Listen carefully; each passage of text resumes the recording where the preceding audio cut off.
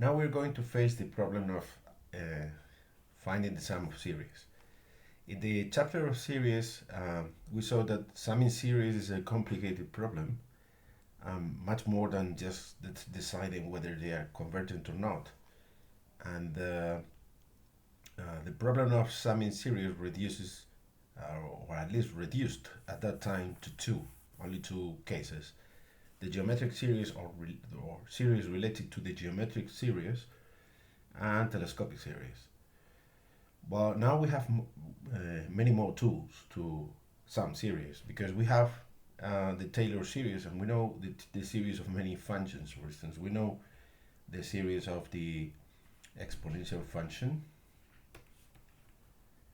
Okay, that's the sum from 0 to infinity x to the n factorial, or that of the sine, which is the sum from 0 to infinity of minus 1 to the n x to n plus 1 over 2n plus 1 factorial, or the cosine, which has even terms here rather than odd, or the logarithm of 1 plus x, which is the sum from 1 to infinity minus 1 to the n x to the n over n, or the one of the binomial series, which is, we'll write it like this pseudo combinatorial number, right, multiplied by x to the n, right? Okay, so these are more tools that we have in order to look for the sum of series, right? And that is the case of the four series that we have here. So we can relate this series to series that appear in this list here, right? Okay, let's begin with this one here, right? 1, okay. So the first thing you need to do in order to identify this as a non-series is to group whatever it's got a power, right?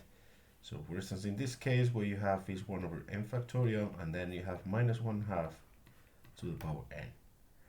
And now if we look at this catalog of series that we have written here, but we see that there is a big resemblance with the series of the exponential. Actually, this is this series if x is equal to minus 1/2. So the sum of this series is just this one, or if you prefer, this.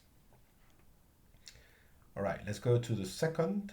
Okay, the second is the sum from n1 to infinity of n 1/2 to n, right? Writing or identifying what the power is, right? So this is, of course, is the arithmetic geometric series, and if you know the sum of this, well, you can apply it just to that. But if you don't, then you can try to relate it to one of the series that you have here, and one candidate is this one. Or if you prefer, you start off from the geometric series, which is this one, right? So 1 over 1 minus x. This one is the sum from 0 to infinity x to the n, okay? And well, this is valid, of course, as long as the absolute value of x is smaller than 1. And what you do here is to take a derivative, okay? You take the derivative with respect to x. What you find here is 1 over 1 minus x squared. And here you have the sum from 1, because the term corresponding to 0 is a constant, and the derivative of a constant is 0. So you have nx to the power n minus 1. And this is equal to the sum from 0 to infinity n plus 1 times x to the n. We're shifting 1 unit the expression here, and shifting down 1 unit the lower index here. The upper index is infinity, so it doesn't matter. So what you have here is the series that you want to calculate the sum of. This one, well, actually this is 1, not 0. Okay, because we have 1 here. No, sorry, it was 0. My mistake, sorry. This is 0. So you have the sum from 0 to infinity of this sum here, plus the sum from 0 to infinity of just x to the n. Now this one here is again the geometric series, so this is 1 over 1 minus x. And this one here, which starts at 0, but that's irrelevant because for n equal to 0, the first term here is 0. So we can just start at 1 and without losing any term, right?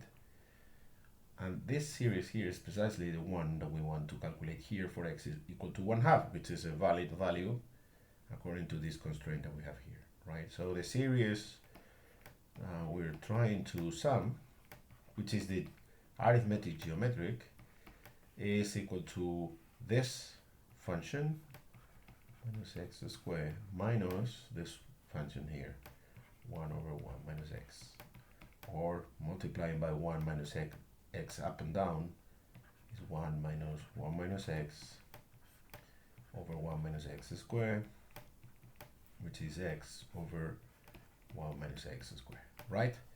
So this is in general the sum of this arithmetic geometric series. So all we have to do is to substitute here in this formula 1/2 instead of x. So what we have is 1/2 over the square of 1/2, which is just 2, right? So the sum of this series is 2. Now we go to this other series here, that's the third, right? Okay, and then we have the sum from 1, not 0, from 1 to infinity of 1 over n to the n. Remember, whatever we put here, I mean the starting point or the starting value is very relevant for the sum, right? So we have to take it into account very much. So let me just write this in the standard way of a power. So what we have is this, okay? And if we go to the catalog, the closest form to this one is this, because at least you have the power to the n and the n in the denominator, right? You have a minus here, by the way, there's a +1 here. There is a minus here, but you can, since you have, well, this is equal to minus 1 to the n, and this minus 1 to the n can be grouped with this. Actually, we can relate it to that. Remember, well, have a look at this. We're going to rewrite this series, right? So we have the logarithm of 1 plus x.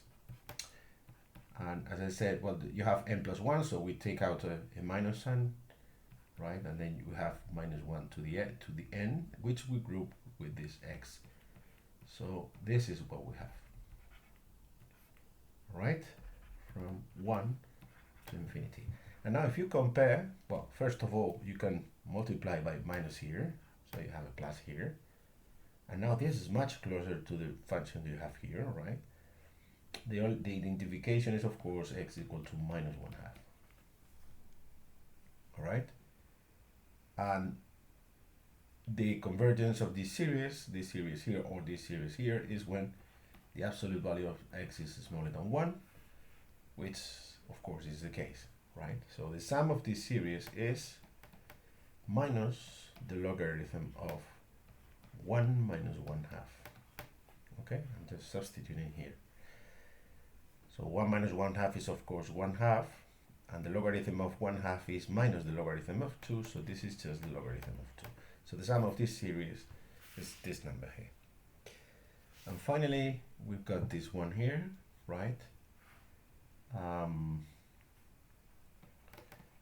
And this one here is related to a series that I haven't written in this list here, but it's also in the list of known series. Let me just copy it here. It's already written in a form in which the power is clear, and then you have the coefficient, which is 1 over 2n plus 1, right? The question is whether there is a series like this, there is a series having this form, 2n plus 1, or better than that, if, well, either this or with a minus here, right? So with minus 1 to the n, which is actually the series that we have, right? This series here is the arctangent of x, okay? Sorry, no, it's not this one. Sorry, it's this one here, right? This is the arctangent of x. And there's a way, well, you may remember this, okay, but if you don't remember what is the series of the arctangent, one way to derive it is to take the derivative of it, right? The derivative of the arctangent is equal to 1 over 1 plus x squared, right? And that is the geometric series of argument minus x squared. So what you have is this, all right, which is equal to the sum from 0 to infinity minus 1 to the n x to n, all right? So that's the derivative, right? So that means if you calculate the primitive of this, you have to calculate the primitive term by term. So you get the arctangent is equal to the primitive term by term of this, which is minus 1 to the n, right? X 2n plus 1 over 2n plus 1, okay, plus a constant. And it's easy to determine this constant because all you have to do is to evaluate a particular value of the arctangent. For instance, the arctangent of 0, which is 0, right? And if you evaluate this sum for x equal to 0, since all the terms have a positive power, here all the terms are 0, all right? So this is 0 plus c. So c is equal to 0. So you just can write this. And that is the formula that we have obtained, what we have written here. Okay? Well, just a comparison of this and this, it tells you that this is just the arctangent of 1. Right? And the arctangent of 1, as you know, is pi over 4. So this series here sums pi over 4.